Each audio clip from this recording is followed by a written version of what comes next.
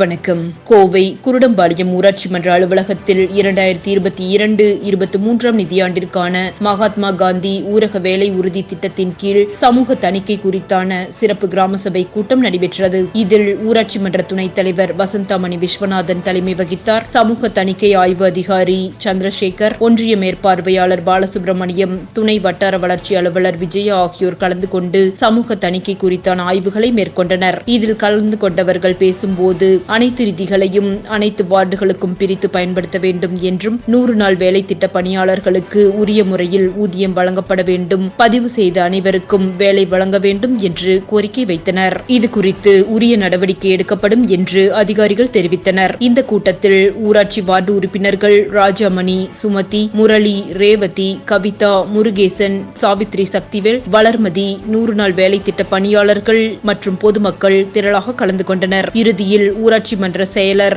சண்முகம் நன்றி கூறினார். நன்றி.